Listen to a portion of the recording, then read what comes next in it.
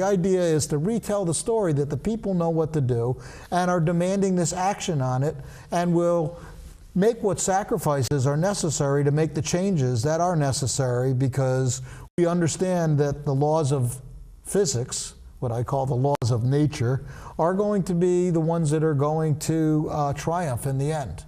I'm Peter Nardingale, and I teach physics at the University of Rhode Island, and I have become a climate activist.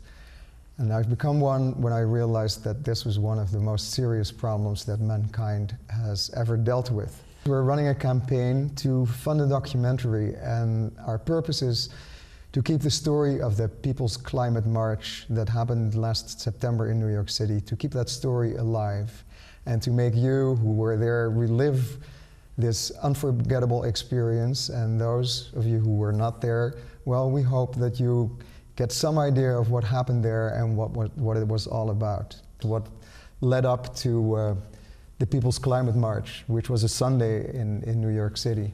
Right. I went down Friday morning, and immediately talking to people on the train, found that people were educated, aware of the breadth of the problems and the complexities. You think is really necessary to solve the climate problem, not just in terms of physics, but in terms of politics, what's behind it. And well, I think that what I learned is we forget about colonialism, and that the modern industrial economic system we have today is the heir of colonialism. And a lot of those systems of racism, of inequality that were built into the system on purpose. I mean, you didn't have slavery to create equality. A lot of the remnants of that are still in our system. So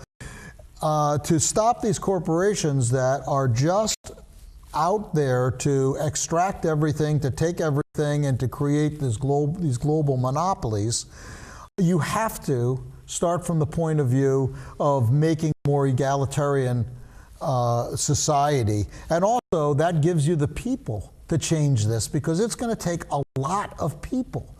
We're talking about moving cities back. We're talking about changing, like under a Marshall Plan, to get off of fossil fuels in 5 years, really, if we're smart. And so that's what is my perspective, that it needs to start from the bottom up and to be built as a good, on a whole ecology, one that's good for the planet, one that's good for people, and one that is moral at its core.